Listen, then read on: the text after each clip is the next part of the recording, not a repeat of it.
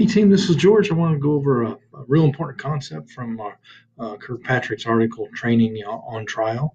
And first off, and even in the conversations, we've been having some good conversations so far about showing value.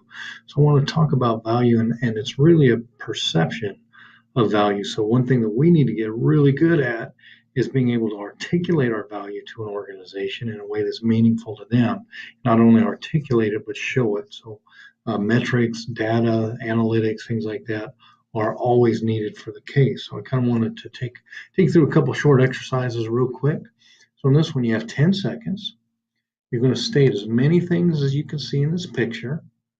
So I'm going to count it out. So state as many things as you can see in this picture. Are you ready? Here we go.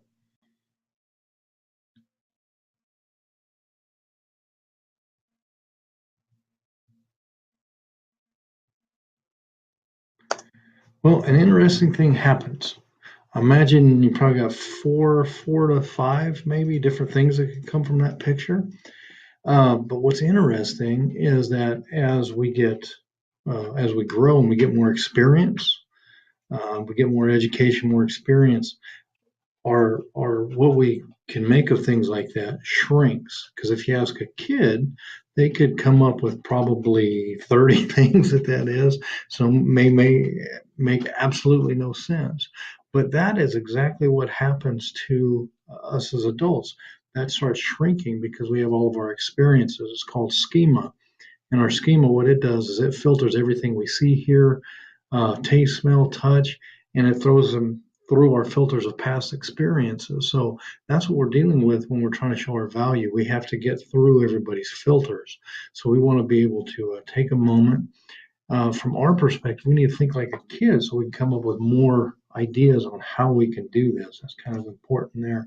We need to ask a lot of questions and we need to actively wonder what if, because of this thing called schema, we can get stuck in someone else's paradigm, and we never want to do that.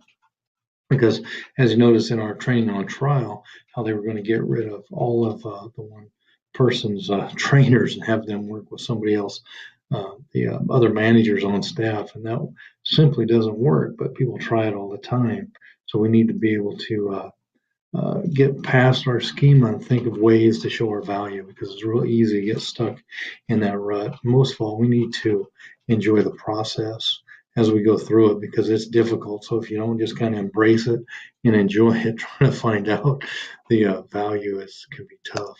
And then we look at how we show our value. Um,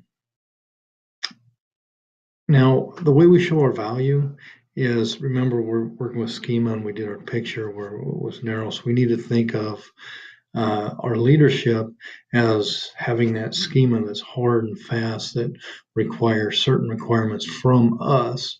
So even though we're going to think like a kid and wonder what if a lot, we're going to do it in a certain form, and that is to align with organizational needs. So as we get through with our brainstorming, we're going to take these great ideas and we're going to align them with organizational needs, because that's what's important for when we're looking at leadership and things like this. And one way to find out what's important to an organization, their needs, or mission, vision, and values, if it's well articulated. There's some places that it simply isn't, so you need to go other areas, find the mission, vision, and value. But whatever you do, as we're looking at assessments and complete training assessments and everything else, think WIFT. What's in it for them?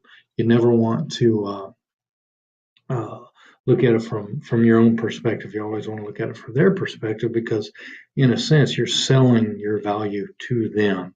So that's what we want to do. We want to be able to state it succinctly and show it as well. So I want to try one other thing here. So you're going to make a choice. You're going to choose a number between 1 and 5. So go ahead and make that choice. Multiply that number by 9. If your number is a 1-digit number, just keep it. If it has 2 digits, add them together.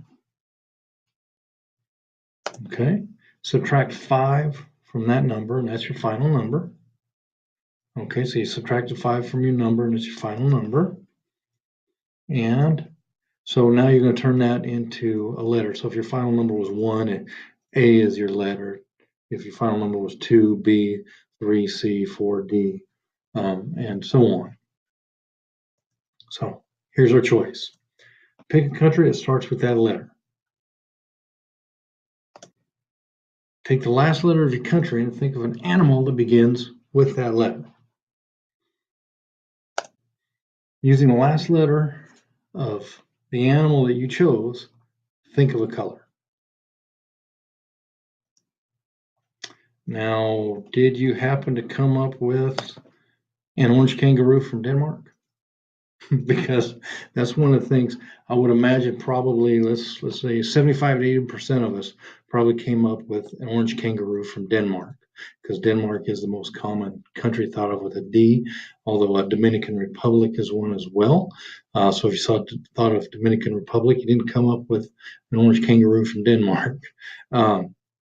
But what that shows us is that we need to be careful on the way we respond to questions as well, because as leadership is talking about our value and how we show value, we need to be able to articulate it and not just follow a set of questions. That's why we need to think outside of the box. So we're going to get deeper into this as we go through assessment. That's just kind of a fun thing that I wanted to do to kind of illustrate that point.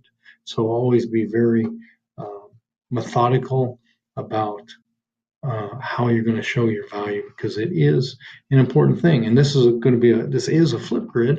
So if you'd like to respond to it, just hit the plus button and leave your thoughts about what you can do to show value, or any other thoughts.